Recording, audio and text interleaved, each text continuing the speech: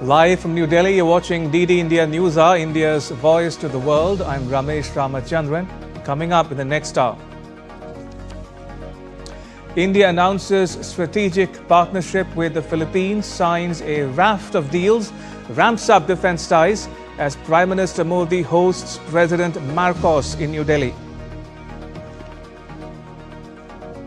India hits back at Trump tariff threat, targets the US for its double standards of engaging in trade with Russia while threatening other countries.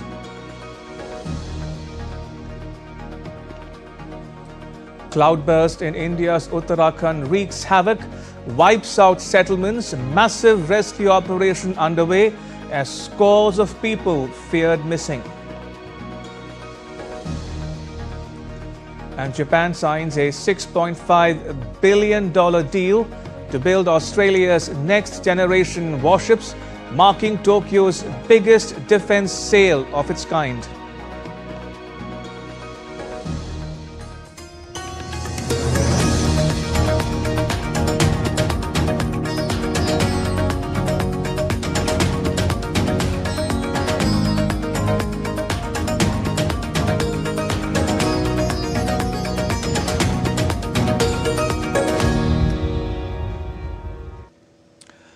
First up, Russia has backed India, accusing the US of using illegal trade pressure. New Delhi has hit back at the US and EU, criticism over its oil imports from Russia, calling the objections unjustified and inconsistent. It says that India's energy ties with Russia are vital for its national interest. Some experts question why similar pressure is not applied to others who continue to buy Russian oil in large volumes. Here's a detailed report. India's Ministry of External Affairs defended its oil imports from Russia, calling the US and EU criticism unjustified. The response came after US President Donald Trump threatened to raise tariffs on India for importing Russian oil. India highlighted the hypocrisy of nations criticizing it, pointing out that both the EU and the US continue to trade with Russia despite opposing its actions. Russia has also slammed the US for exerting illegal trade pressure on India and other countries. Kremlin spokesman Dmitry Peskov called such threats unlawful and a violation of a country's right to choose its trade partners. We hear many statements that are in fact threats, attempts to force countries to cut trade relations with Russia. We do not consider such statements to be legal. We believe that sovereign countries should have and do have the right to choose their own trading partners for trade and economic cooperation, and to choose for themselves the forms of trade and economic cooperation that are in the interests of a particular nation. The MEA, in its statement on Monday, explained that India's energy trade with Russia is vital for maintaining affordable energy prices for Indian consumers, especially after the Ukraine conflict diverted traditional oil supplies to Europe. The US had actively encouraged such imports from India to stabilize global energy markets. India also pointed out that the same nations criticizing it continue to trade with Russia. The EU, for example, had a bilateral trade worth 67.5 billion euros with Russia in 2024, in addition to 17.2 billion euros in services in 2023.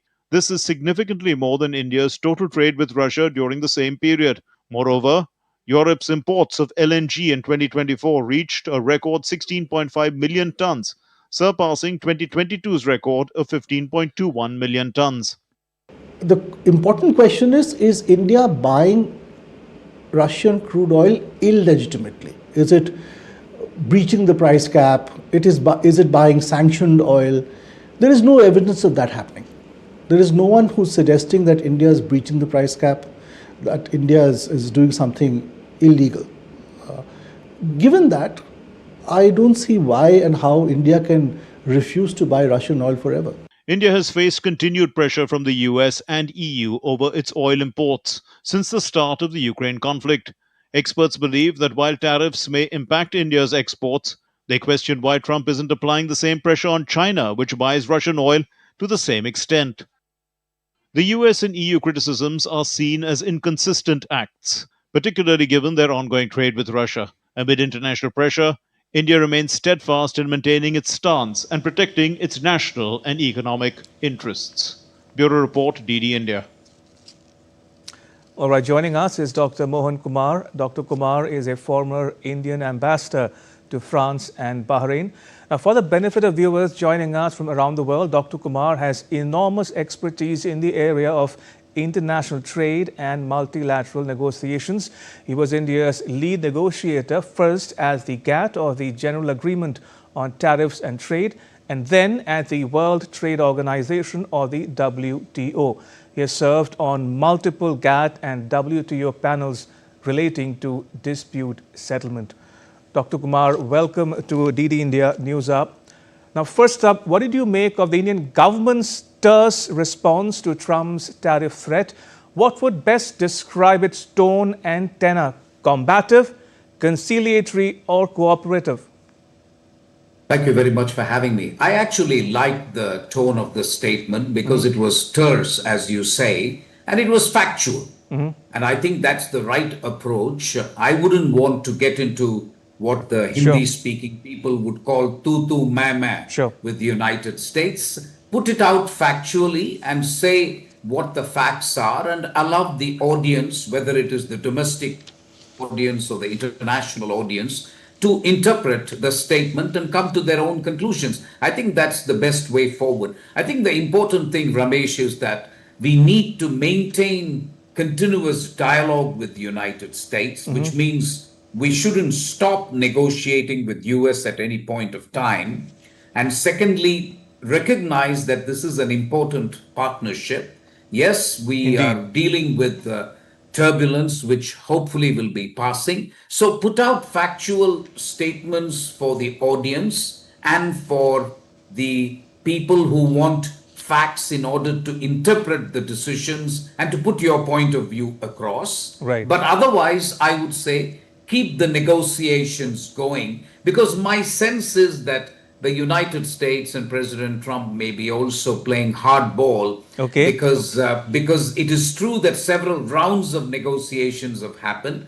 Quite a few people said that we are on the verge of concluding a trade deal, but this may also have to do with negotiating gambit and negotiating tactics. So my response to your point is, I think the MEA has done the right thing. Put out the facts, allow the audience or allow the readers to come and draw their own conclusions. Ambassador Kumar, you've covered a lot of ground there. Let me unpack them for our viewers. Now, for their better understanding, why is Trump issuing these threats? What is he getting at? What does he want? I actually think he wants a good deal out of India, and therefore it may have to do with a few sticking points in the trade deal. It may have to do with your market for agricultural products from the United States. It may have to do with American dairy exports. It may have to do with a few other issues. But I think there are sticking points still outstanding in the Indo-US trade negotiations. And this is one way in which he could be signaling to India that, listen, I need those points for us to conclude a deal, and then you can have the tariff that you want or the tariff that others are getting. So, this is that all trade deals are preceded by these kind of negotiating gambits, Ramesh. Almost no trade negotiation gets concluded within the time expected. Trade agreements have a way of overshooting the timelines. If you take the Uruguay round, if you take the India-EU trade deal, which lasted 11 years, and then we have again relaunched it. So all trade negotiations these days are not just about dollars and cents and tariffs, but about people's livelihood. And we trade diplomats call them behind the border measures. And behind the border measures, whether they have to do with agriculture, whether they have to do with dairy, whether they have to do with small, medium entrepreneurs, affect the livelihoods of people. And when you have a country like India, where more than 50 to 60% of the people depend on agriculture, then that sector becomes super important for any democratically elected government. So I see this still as part of all that which is playing out. So we'll have to just wait and see. As I said, the most important thing is keep the communication, keep the negotiation going. Now, talking about people and their livelihoods, Ambassador Kumar, how will tariffs affect India, its economy and people in the near and medium term? I mean, why couldn't Trump wait for an India-US trade deal to come through? I ask you this because, for instance, some in the US are already calling for scrapping the H-1B visas for Indians. That too can be considered part of the broad negotiating tactic adopted by the government. But as far as your question is concerned, which is an important question, the problem with Indian agriculture, frankly, is that our agriculture is like no other, not even China's, because we have not been able to reform our agriculture. The holdings for farmers have become smaller and smaller over the years. More and more people have been depending on agriculture, and we haven't been able to pull them out of agriculture and then get them to jobs in manufacturing, as many other countries have done. That is normally how a country moves from a developing country to a developed country or a middle income country, if you like. But we haven't been able to do that because, as you know, Indian manufacturing is only 14% of our GDP. It remains relatively uncompetitive. So in many ways, the labor is still stuck in agriculture. We are not able to remove this labor from agriculture and put them to work in the manufacturing sector.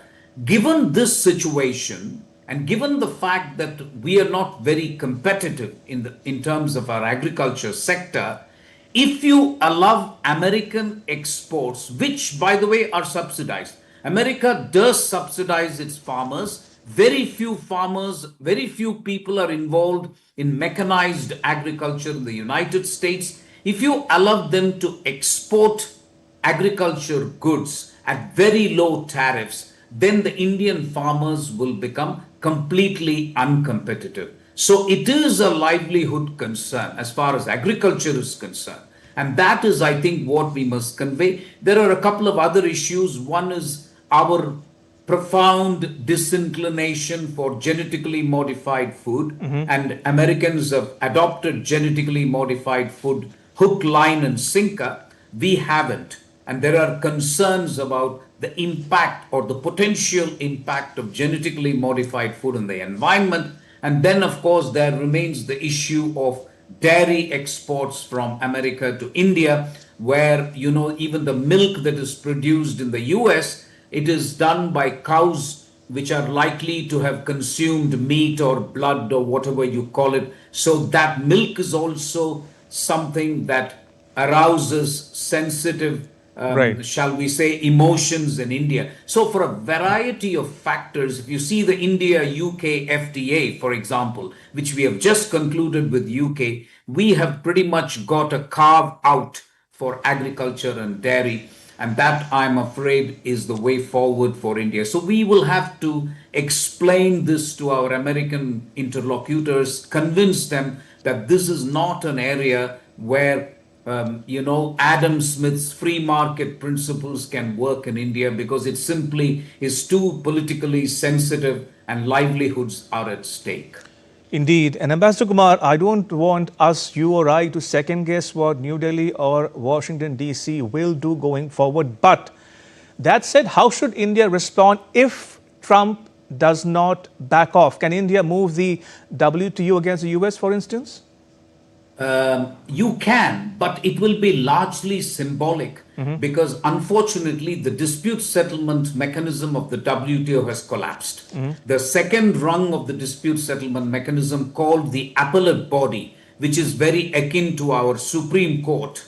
The high courts are functioning, which is the panels.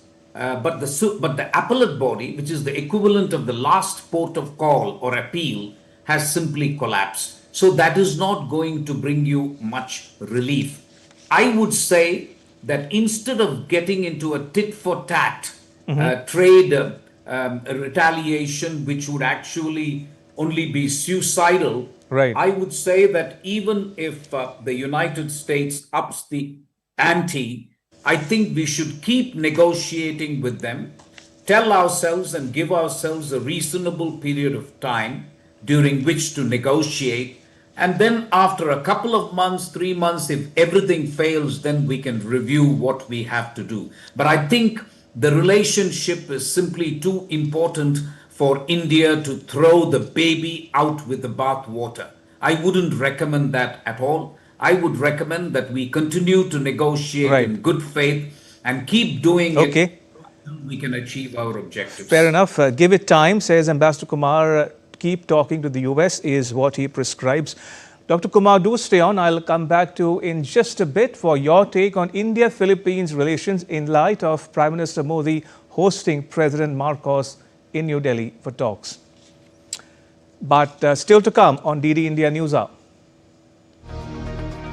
The US orders probe against Obama aides for claiming Trump-Russia collusion.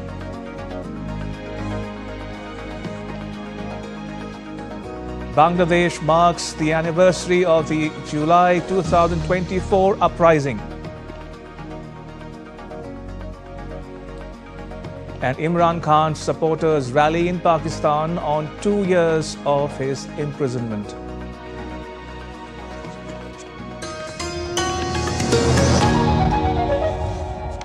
Can the US launch a bombing campaign against Iran? The Philippines vessel suffered structural damage. The saga of child sexual abuse is the United States China's debt trap strategy. Truth is stranger than fiction. But sometimes hard to uncover.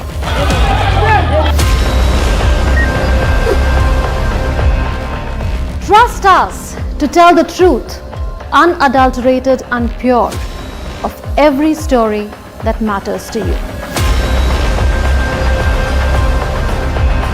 Exactly what save your country. You read between the lines, cut the clutter, and connect the dots to get you the full picture. Watch Connecting the Dots at these times with me, only on DD India.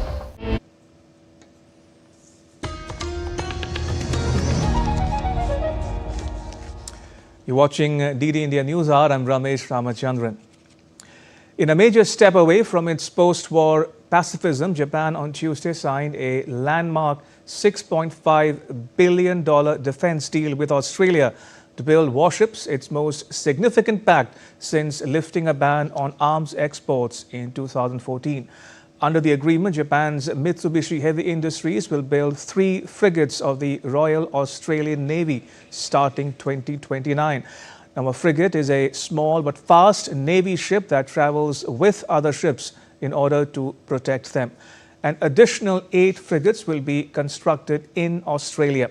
The move is part of Australia's strategy to bolster its naval power and protect vital trade routes in the Indo-Pacific amid growing concerns over China's expanding military presence in the region.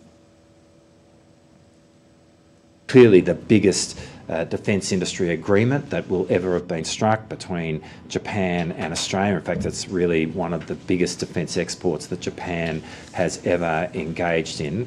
And as I say, it is a very significant moment in our bilateral relationship.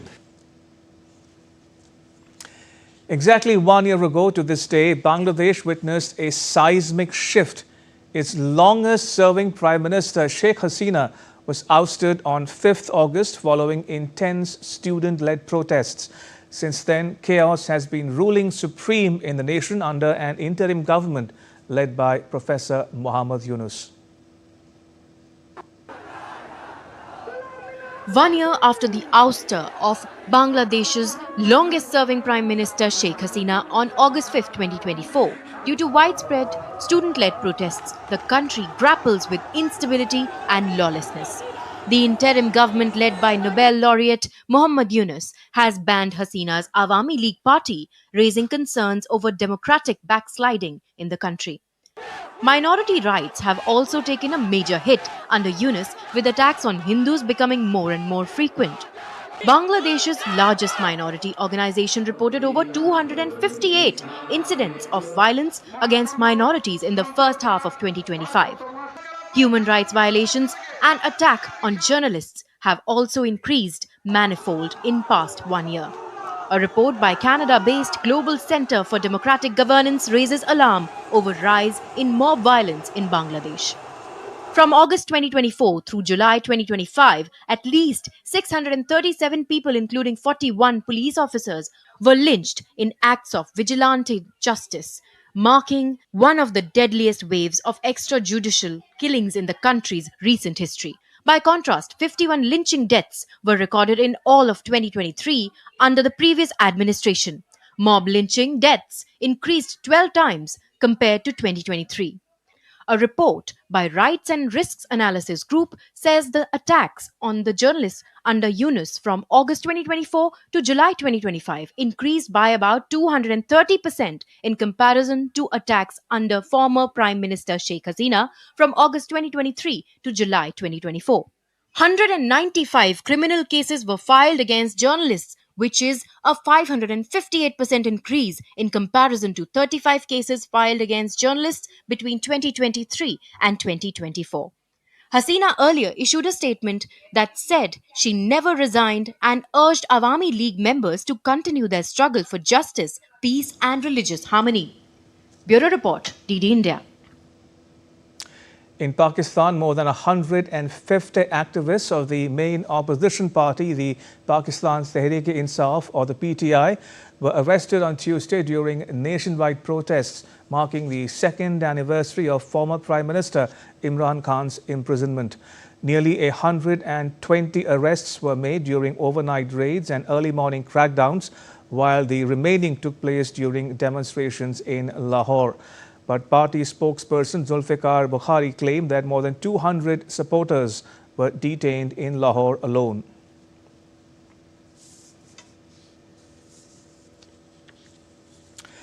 Will former US President Barack Obama face criminal charges?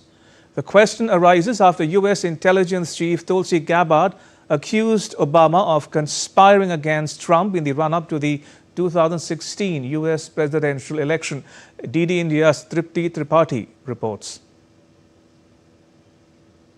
A political storm brews in Washington. Attorney General Pam Bondi has ordered Justice Department prosecutors to convene a grand jury to investigate whether Obama-era officials committed federal crimes in their handling of Russian election interferences claims. At the center of the controversy, a bold accusation by National Intelligence Director Tulsi Gabbard. There is irrefutable evidence that detail how President Obama and his national security team directed the creation of an intelligence community assessment that they knew was false. They knew it would promote this contrived narrative that Russia interfered in the 2016 election to help President Trump win, selling it to the American people as though it were true. The explosive claim questions top Obama officials orchestrating a false narrative linking Donald Trump to Russian interferences in the 2016 elections. But Democrats are not buying it. Several lawmakers argue that probe is a smokescreen, a calculated distraction from the revived Jeffrey Epstein investigation. Taking to Trump's social, President Trump praised the move, posting, "The truth always wins out. This is great news."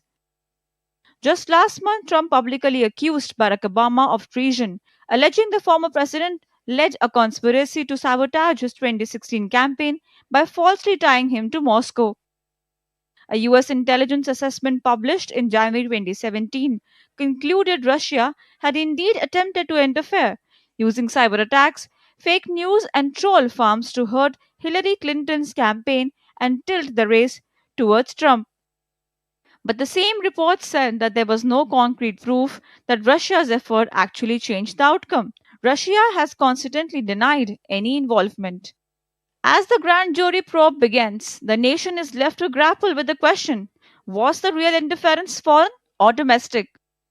With agency inputs, Tripti Tripathi report for DD India.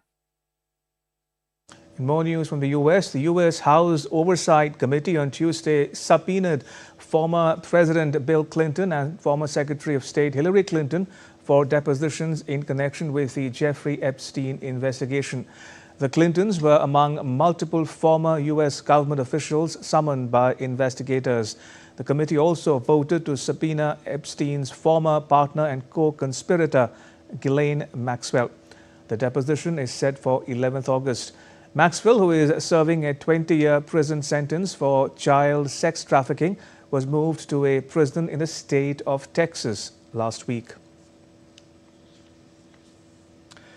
To West Asia now, the embers of conflict continue to flare across Gaza, where aid convoys crawl through battered checkpoints, carrying not just supplies but the last remnants of hope. The United Nations sounds the alarm on humanitarian shortages, while voices from the ground plead for dignity. DD India's Rahul Upadhyay has more.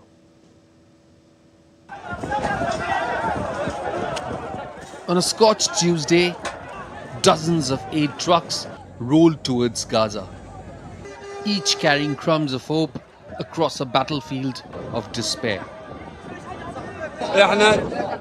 We are hungry people, dead people, we walk in death. We came to death, we want to eat. All we want is to have aid through agency and the United Nations. It doesn't work this way. We want to eat like human beings. Before the war, 600 trucks entered daily. Today, a trickle struggles through checkpoints, famine swelling with every delay. The UN humanitarian office asserts that Gaza aid is still far insufficient. So while we have had some come in, it remains far insufficient to the needs. And I hope you understand that the magnitude, that the difference between this very small amount of aid that has now come in, and everybody expect me to clap and say thank you, and the massive needs that are there, where people are literally dying on a daily basis. It's out of proportion. So I wanted to say that. But again, we have welcomed the forces. We continue to welcome these forces. We will do everything we can to get aid in and get it distributed safely. However, Hamas said it was prepared to coordinate with the Red Cross to deliver aid to hostages it holds in Gaza if Israel meets certain conditions. But in a recent statement, Israeli Prime Minister Benjamin Netanyahu favors a complete military takeover of Gaza for the first time in 2 decades. These achievements, of course, are behind us, but it is still necessary to complete the defeat of the enemy in Gaza, to release all our hostages, to ensure that Gaza it will no longer pose a threat to Israel.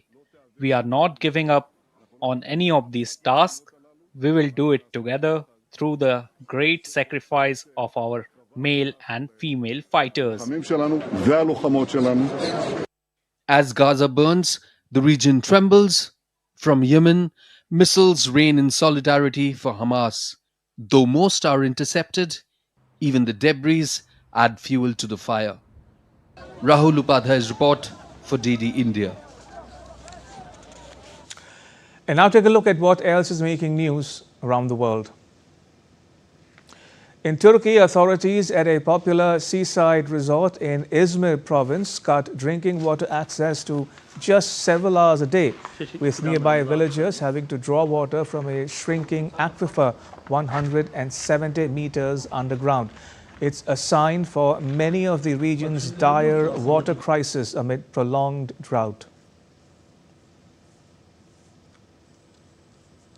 In Argentina's capital, Buenos Aires, the orange harvest for export is in full swing. The soybeans are ready to ship, and the cattle ranchers report a strong season with healthy calves. The agricultural sector is booming, bringing much needed momentum to the economy. But despite this success, frustration is growing among producers. Many are calling on President Javier Milei to deliver deeper and faster reforms to boost market freedom. The Klyuchevskoy volcano in eastern Russia erupted, sending a 6.5-kilometer high ash plume into the sky. Despite its remote location, the eruption has prompted authorities to issue an orange aviation warning because of potential risks to aircraft. Russian seismologists continue to monitor the eruption closely.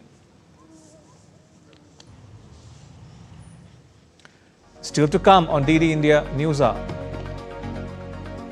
An expert take on India and the Philippines announcing a strategic partnership to strengthen defense, trade and maritime ties. And a roundup of the day's proceedings in India's parliament.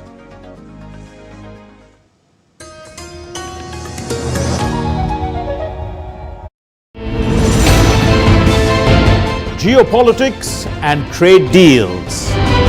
Economic challenges amid development. Hard work and the path to prosperity. It's the economy always. Between walkers, money is what money does and says. Supply creates its own demand. Between the bulls pulls and bears tears. When supply chains globalization and India rises to the podium. We'll get you centered with the economic brief at 8 p.m. every Thursday on DD India.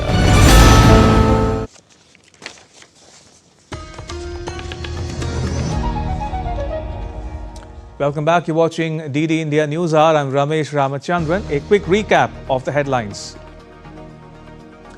India announces strategic partnership with the Philippines, signs a raft of deals, ramps up defense ties as Prime Minister Modi hosts President Marcos in New Delhi.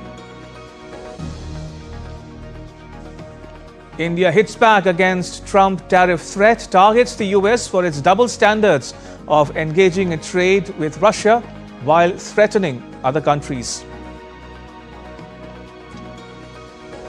Cloudburst in India's Uttarakhand wreaks havoc, wipes out settlements, massive rescue operation underway as scores of people feared missing. And Japan signs a $6.5 billion deal to build Australia's next generation warships, marking Tokyo's biggest defense sale of its kind.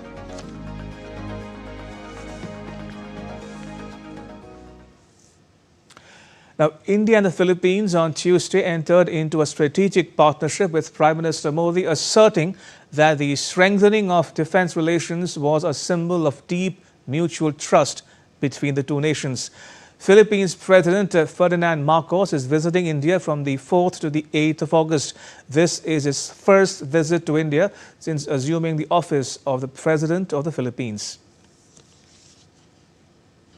India and the Philippines are friends by choice and partners by destiny. From the Indian Ocean to the Pacific, we are united by shared values. Our is not just a friendship of the past, it is a promise to the future. India and the Philippines on Tuesday entered into a strategic partnership, with Prime Minister Narendra Modi asserting that the strengthening of defense relations was a symbol of deep mutual trust between the two nations. Prime Minister Narendra Modi warmly welcomed President Ferdinand Marcos Jr. at the Hyderabad House in Delhi as the two countries announced their strategic partnership after bilateral talks between Prime Minister Modi and President of Philippines Ferdinand Marcos Jr. Delivering a joint press statement with President Marcos Jr., Prime Minister Modi said that the Philippines is an important partner in India's Act East policy and Mahasagar vision. आज हमने अपने संबंधों को strategic partnership का दर्जा देने का निर्णय लिया है। इस पार्टनरशिप के पोटेंशियल को परिणामों में परिवर्तित करने के लिए एक व्यापक एक्शन प्लान भी बनाया गया है। India ASEAN free trade agreement के रिव्यू को जल्द से जल्द पूरा करना हमारी प्राथमिकता है। साथ ही हमने द्विपक्षीय प्रेफरेंशियल ट्रेड एग्रीमेंट की दिशा में काम करने का फैसला भी किया है। Prime Minister Modi also welcomed Philippines' decision to grant visa-free entry to Indian tourists. In his address, President Marcos Jr. said that the Philippines-India strategic partnership will continue to collaborate on shared concerns. I again thank the Indian people and the brave men and women of the Indian Navy through Prime Minister Modi for your kind rescue of our nationals in 2024 after a Houthi rebel attack. We recognize India's influence as first responder role in this critical area, and we want to work with you for a free and open Indo-Pacific. We both have high stakes in the future of our Indo-Pacific region and in the world. The leaders also witnessed the exchange of bilateral documents. The two countries signed 9 pacts, including on declaration and implementation of strategic partnership. Several agreements, MoUs, were concluded and exchanged during the visit. There were 11 of them. 14 of them. These include mutual legal assistance treaty in criminal matters, a treaty on transfer of sentenced persons, terms of reference on negotiations for the India-Philippines Preferential Trade Agreement, terms of reference for service staff talks, Army, Air Force and Navy, enhanced cooperation between Coast Guards, statement of intent on cooperation in space.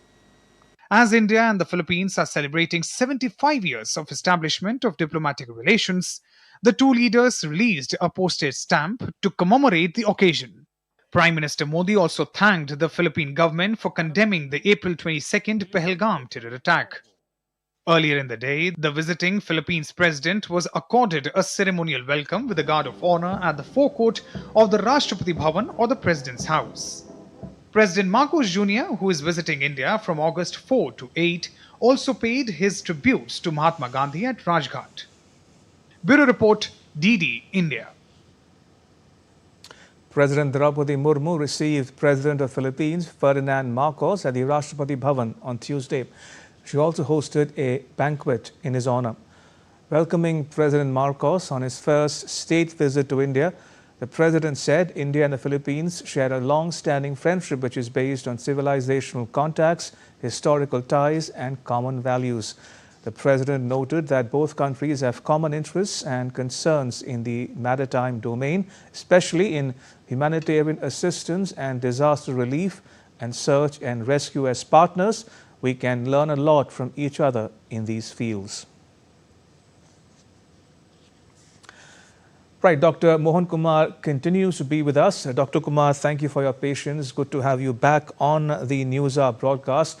First up, how would you describe the state of play in India-Philippines relations?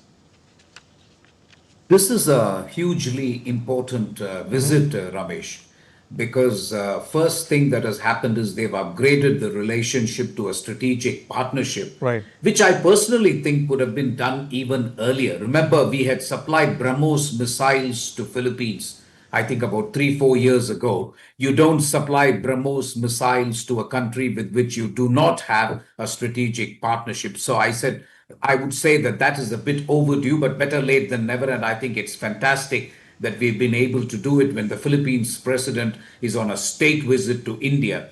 The second important thing that has happened is that they have decided to join the Information Fusion Center in Gurgaon, which looks at maritime domain awareness in the Indian Ocean. And that is important too. I'm essentially talking about defense and maritime ties between India and Philippines, something which has been underrated and not understood sufficiently. So the Information Fusion Center membership is important.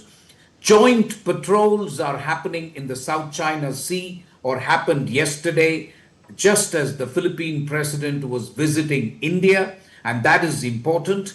And finally, I would also say that next year, Philippines is going to be the chair of ASEAN, right, which is why I think we are also making a point to them that the India-ASEAN FTA needs to be reviewed. We've been asking for a review for some time, and we would like to leverage the fact that Philippines is going to be the chair of ASEAN. So all in all, I would say this is a strategic partnership that needs to be developed abundantly. And there are very common concerns that we have both in the Indian Ocean and the Pacific. And that is why the Prime Minister said that from the Indian Ocean to the Pacific, we are friends by choice, but we are also partners by destiny. I thought that is a very profound statement to make. Indeed. It's a relationship that hasn't got its due in the past, which is why I'm particularly thrilled that we are now trying to make up for lost time. Indeed. Now, after the Modi-Marcos talks, Ambassador Kumar, both sides have agreed to boost their defense ties. What might be on the table? Arms sales, military exercises, training, all of the above? I ask you this because we've heard of them elevating their ties to a strategic partnership. What will this strategic partnership entail? I think it's very clear in the joint statement or the Prime Minister's statement at the conclusion of the talks. If you take a look at it, at the English translation, because the Prime Minister spoke in Hindi, he makes it clear that they are both interested in peace, security, and a rules-based order in the Indo-Pacific. I would say that is the central objective that is shared by Philippines and India. And if they have to do that, they need to do a couple of things. One, there has got to be maritime domain awareness, which is what they have agreed on. Second, both countries must have the wherewithal to actually make sure that peace and security reigns in the Indo-Pacific. Last but not least, Philippines in the area of South China Sea has had a few run-ins with China. This is no secret that there have been some clashes between Filipino boats and Chinese boats and so on. So the fact that we are now trying to develop a strategic partnership, although it's not aimed at a third country, it is actually to strengthen the ability of Philippines to actually take care of its exclusive economic zone and the South China Sea. That point will not be lost on strategic observers, which is why I said that this relationship is a critical one for India as we seek to achieve our objectives in the Indo-Pacific. Philippines is a key partner in the Pacific, and I think it's good to have them on board if we want to achieve objectives in the Indo-Pacific. Ambassador Kumar, an important pillar of the India-Philippines relationship, as it is with other relationships as well. Trade, how do you view the prospects for trade between India and the Philippines? The one thing that we have to recognize is that Philippines is part of ASEAN, and we have an FTA with ASEAN, which from our perspective, Ramesh, is not working well. That is why we've been asking for a review of the India-ASEAN FTA. It is interesting for me, therefore, against this background, that India has chosen to announce that we will begin talks for a preferential bilateral trade agreement. Maybe that's the way forward, because the India-ASEAN FTA is dragging. I mean, we are not making progress on it. We've been wanting a review. The ASEAN has been resisting and so on. So maybe one way out is to try and see if we can have a preferential bilateral trade agreement with Philippines. That might be the way forward. Current amount of trade is $3 billion, which I would say is really much below the potential. So we could easily double that figure in the next 2 to 3 years if the preferential bilateral agreement takes off. All right, we'll leave it there. Ambassador Kumar, thank you so much for joining us and sharing your thoughts and perspectives with our viewers at home and abroad. Thank you for your time. Much appreciated. Right, moving on, amid the continuous uproar and sloganeering in both houses of India's parliament, the Lok Sabha on Tuesday passed the readjustment of representation of scheduled tribes in assembly constituencies of the State of Goa Bill 2024. The bill, introduced by Law and Justice Minister Arjun Ram Meghwal, seeks to empower the country's election commission to carry out necessary amendments in the delimitation of assembly and parliamentary constituencies in Goa. The Lok Sabha passed the bill before the House was adjourned amid protests by the opposition. Similar scenes were witnessed in the Rajya Sabha. Both houses will reconvene at 11 a.m. local time on Wednesday.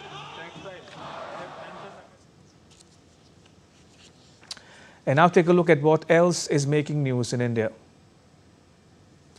Cooperation Minister Amit Shah chairs the second consultative committee meeting of the Ministry of Cooperation in New Delhi. He said the ministry aims to build 200,000 multi-purpose cooperative societies in 5 years. So far, 35,395 societies have formed, including the MPACS, dairy and fisheries. The Daily Unified Payments Interface, or UPI, transactions have crossed 700 million for the first time, touching 707 million. In a latest report released by the National Payments Corporation of India, the feat was achieved on the 2nd of August. This comes amid the government's goal of achieving 1 billion UPI transactions per day. The National Green Tribunal has started suo motu proceedings following media reports of a growing environmental and public health crisis at the Dadu Majra dumping ground in Chandigarh. An unbearable stench from decomposing waste and chemical runoff has further degraded everyday living conditions in surrounding areas. And still to come on DD India News Hour. The US Coast Guard says that Titan submersibles design a primary factor in implosion. And Trump signs an executive order to create a 2028 Olympics task force.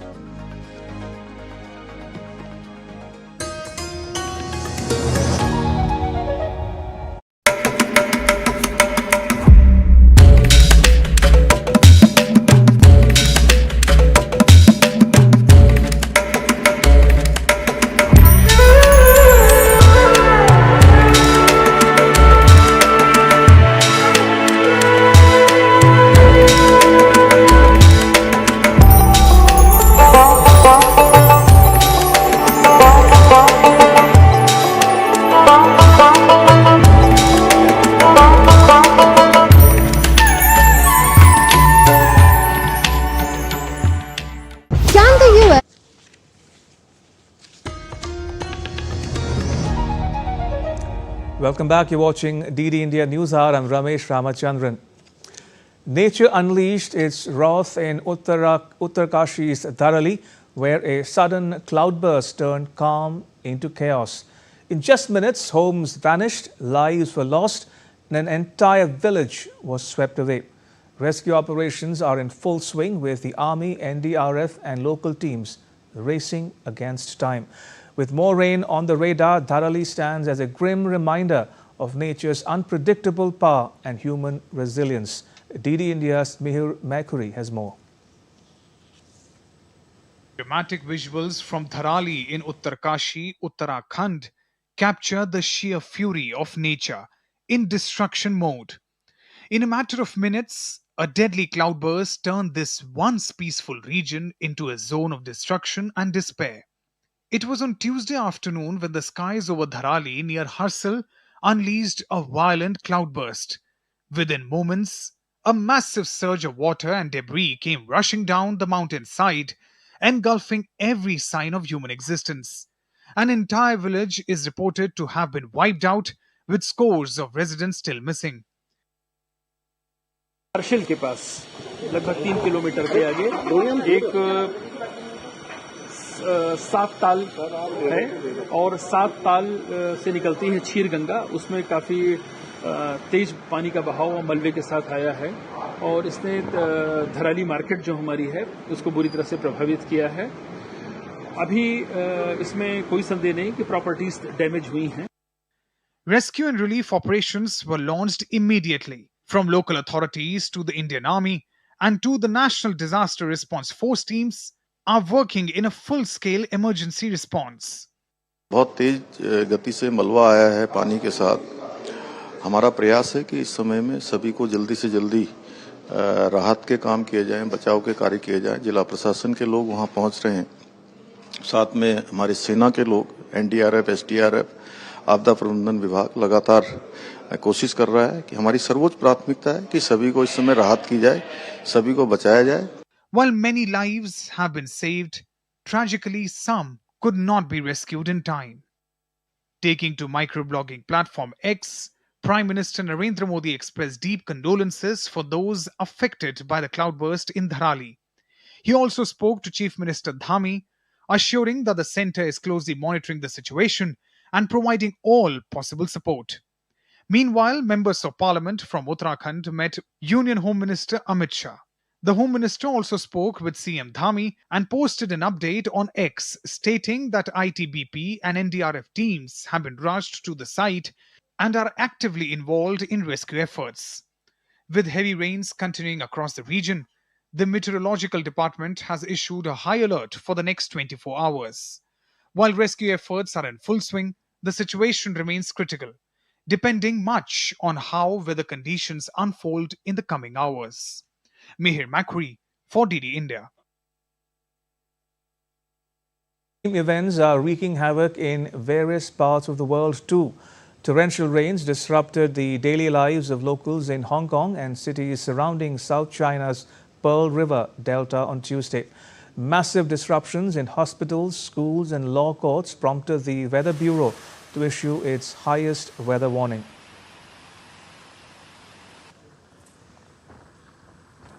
A sudden tornado struck a village in northern China's Inner Mongolia Autonomous Region on Monday, damaging several tourist yurts but causing no injuries or fatalities.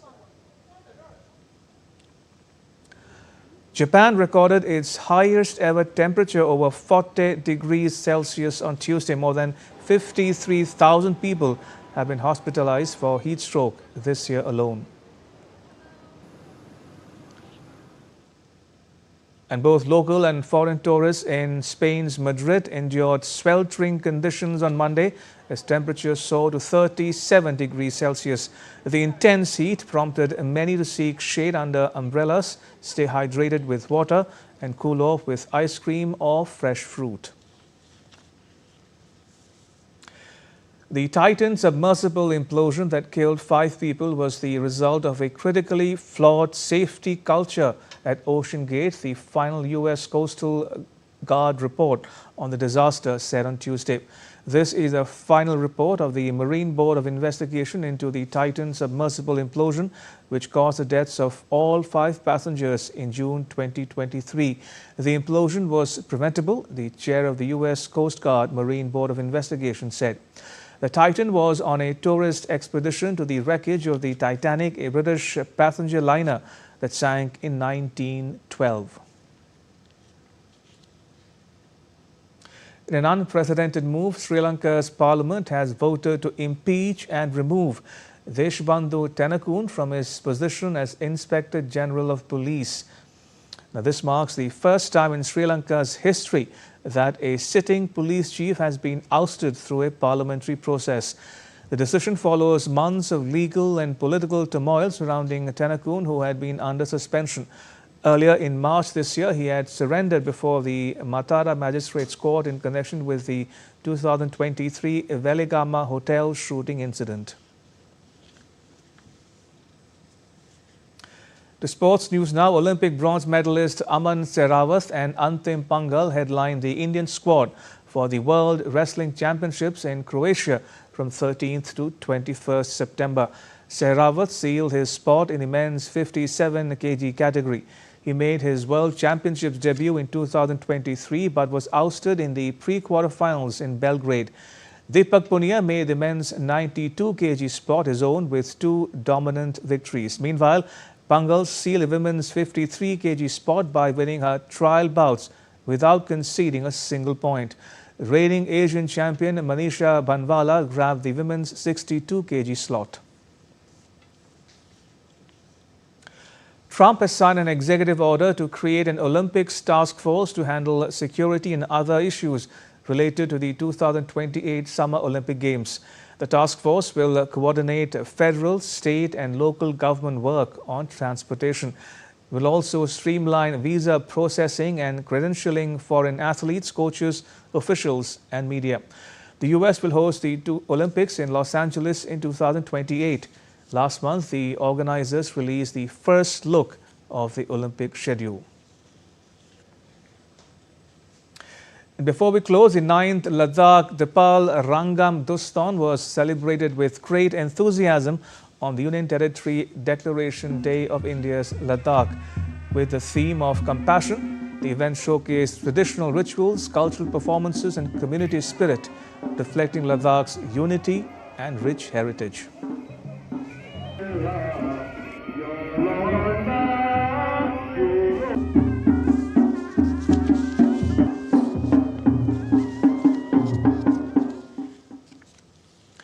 And that's all for this edition of DD India News Hour. Let us know your thoughts on the news of the day.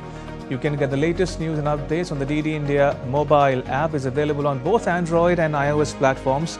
Scan the QR code that is now on your screen to download it. And we'll be back with more news as it breaks here on DD India. I'm Ramesh Ramachandran. All of us here in New Delhi. Thanks for watching DD India News Hour.